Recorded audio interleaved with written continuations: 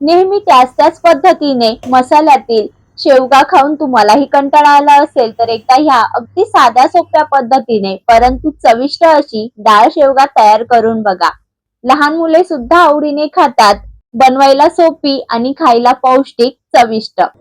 तर त्यासाठी सर्वात अगोदर डाळी शिजत घालायच्या. तर कुकरच्या भांड्यामध्ये पाव वाटी किंवा पाव कप याप्रमाणे तूर डाळ, मूग डाळ आणि लाल मसूर डाळ ह्या तीनही डाळी घेतलेल्या आहे. किंवा नुसती तूर डाळ आणि मूग डाळ घेतली तरी देखील चालेल. आता ह्या डाळी 2 ते 3 पाण्याने स्वच्छ धुवून घ्यायची. तर बघा असा डाळ शेवगा जर केला ना तर लहान मुलांच्या पोटामध्ये अशा डाळी देखील जातात आणि भाज्या देखील जातात. तर ह्या पद्धतीने एकदा नक्की ट्राय करून बघा. आता डाळ मी स्वच्छ धुवून घेतली. यामध्ये साधारणपणे 1.5 ग्लास इतकं मी पाणी घालते, म्हणजे डाळ देखील व्यवस्थित शिजेल. आता यामध्ये पाव चमचा हळद पावडर आणि 3 ते 4 लसणाच्या पाकळ्या घातल्या. तर लसूण आणि हळद मी डाळ शिजवतानाच यामध्ये ऍड केलेला आहे. तुम्ही नंतर देखील घालू शकता. आता कुकर मध्ये तळाला पाणी घालून खाली स्टँड ठेवायचं. त्यावर डबा ठेवून झाकण लावून मध्यम आचेवर कुकरच्या इथे मी 3 शिट्ट्या करून घेणार आहे. तर एकीकडे आपली डाळ शिजते तोपर्यंत दुसरीकडे शेवगा स्वच्छ करून घ्यायचा. तर शेवगा मी अगोदरच बघा इथे धुवून पुसून तो स्वच्छ करून घेतला. तर एक शेंग मी तुम्हाला दाखवण्यासाठी ठेवलेली आहे. तर बघा शेवग्याच्या ना मी अशा पुढील आणि मागील देठाचा भाग काढून घेतला आणि नंतर त्याच्या हाताच्या बोटा इतके तुकडे करून घेतले. तर हे तुकडे करत असतानाच ना त्याची थोडी थोडी साल देखील काढून घेतली, पण जास्त काढायची नाही, नाहीतर मग शेंगा उकळताना त्याचा गाळ होतो. त्यामुळे शेंगांची जास्तही साल काढायची नाही, अगदी थोडी थोडी काढायची. तर बघा या पद्धतीने शेवगा ह्या मी स्वच्छ करून आणि अशा कापून घेतल्या.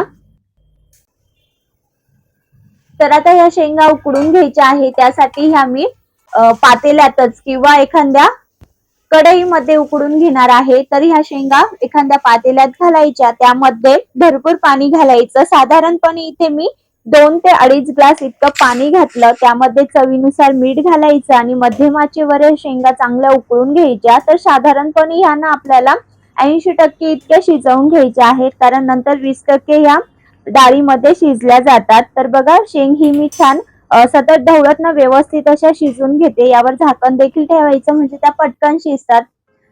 शेंगा शिजण्यासाठी 7 ते 8 मिनिटं लागतात, त्यापेक्षा त्या जास्त शिजवायच्या नाही. तर इकडे बघा आपली डाळ सुद्धा छान शिजलेली आहे. 3 शिट्ट्या करून मी कुकर थंड करून घेतला आणि डाळ बघा व्यवस्थित अशी छान शिजलेली आहे, एकसारखी झालेली आहे. तर ही घोटून घेते. तर बघा डाळ आणि शेवगा व्यवस्थित शिजलेले आहेत. आता फोडणी करूया. फोडणीसाठी गॅसवर कढई गरम करून त्यामध्ये तेल घालायचं. साधारणपणे 1 पळीभर तेल इतकं मी यामध्ये ऍड केलं. तेल चांगलं गरम झालं की यामध्ये मोहरी आणि जिरं घालायचं. तर जिरं मोहरी छान तडतडलं नंतरच यामध्ये कढीपत्त्याची पानं आणि बारीक चिरलेला कांदा ऍड करायचा. तर एक मध्यम आकाराचा कांदा हा बारीक चिरून घेतला आणि तो या फोडणीमध्ये घातला. आता कांदा सुद्धा हलकासा नरम करून घ्यायचा आहे. थोडासा ट्रान्सपरंट होईपर्यंत आपल्याला हा तेलामध्ये चांगला परतवून घ्यायचा. कांदा हा गोल्डन ब्राऊन करायचा नाही, हलकासा परतून घ्यायचा आहे. कारण जसजसा आपण हा तेलामध्ये परतत जातो तो व्यवस्थित असा शिजत जातो.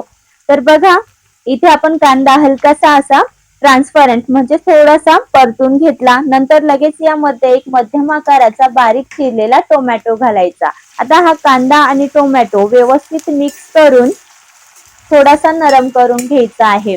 आता कांदा आणि टोमॅटो चांगला एकजीव व्हावा याकरिता यामध्ये थोडंसं मीठ घालते आणि पुन्हा चांगला मिक्स करून घेते, जेणेकरून कांदा आणि टोमॅटो चांगला एकसंध होईल.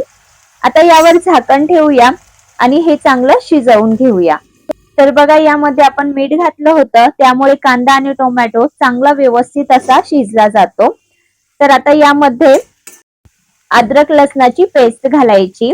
साधारणपणे 1 छोटासा चमचा इतकी अद्रक लसणाची पेस्ट घातली आणि त्याचबरोबर पाव चमचा हिंग पावडर. तर अद्रक लसूण पेस्ट आणि हिंग पावडर हे व्यवस्थित एकजीव करून घ्यायचं, चांगलं परतून घ्यायचं, म्हणजे अद्रक लसणाचा जो कच्चापण असतो तो सुद्धा नाहीसा होतो. नंतर यामध्ये सुके मसाले घालायचे. तर 2 चमचे लाल मिर्च पावडर, हळद पावडर, धने पावडर आणि गरम मसाला. तर घरगुती कुठलाही गरम मसाला तुम्ही यामध्ये ऍड करू शकता. तर हे घातलेले मसाले देखील तेलामध्ये थोडेसे परतून घेऊ आणि नंतर यामध्ये बारीक चिरलेली कोथिंबीर सुद्धा घालू आणि ती देखील छान परतून घेऊ. तर बघा आता तेल सुटेपर्यंत ना व्यवस्थित हे मसाले मी चांगले परतून घेतले. साईडने असं तेल सुटायला लागलं की लगेच यामध्ये शिजलेला शेवगा घालायचा.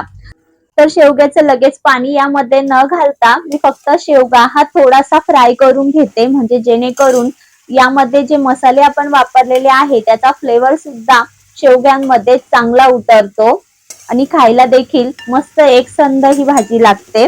तर बघा शेवग्याच्या नुसत्या शेंगा या मसाल्यामध्ये मी चांगल्या मिनिटभर फ्राय करून घेतल्या आणि नंतरच शिजलेली घोटलेली जी डाळ आहे ती यामध्ये ऍड केली. आता ती डाळ सुद्धा व्यवस्थित यामध्ये परतून घ्यायची, म्हणजे चांगली एकजीव करून घ्यायची आणि नंतर यामध्ये पाणी ऍड करायचं आहे. तर पाणी ऍड करताना सुरुवातीला गरम असलेलं शेवग्याचं जे पाणी आहे, शेवगा उकडलेलं ते घालायचं आणि नंतर यामध्ये गरम पाण्याचाच वापर करायचा. तर ज्या पद्धतीची म्हणजेच पातळ, घट्ट किंवा मध्यम स्वरूपाची जशी आपल्याला ही भाजी पातळ हवी आहे ना त्या पद्धतीने यामध्ये गरम पाणी घालायचं. तर साधारणपणे इथे मी मध्यम स्वरूपाची ही भाजी तयार करून घेतली बघा. वरतून चवीनुसार मीठ ऍड करायचं आणि मध्यम आचेवर भाजी चांगली खळखळून उकळून घ्यायची. वरतून थोडीशी बारीक चिरलेली कोथिंबीर घालायला मात्र विसरायचं नाही.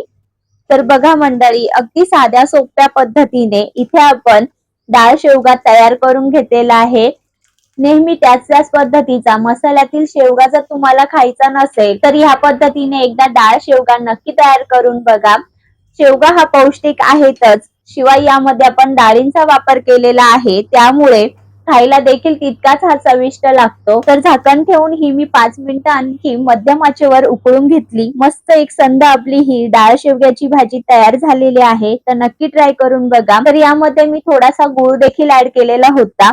आवडत असेल तर नक्की घालून बघा. रेसिपी आवडली तर रेसिपीला लाईक आणि चॅनलला सबस्क्राईब करायला मात्र विसरू नका. धन्यवाद.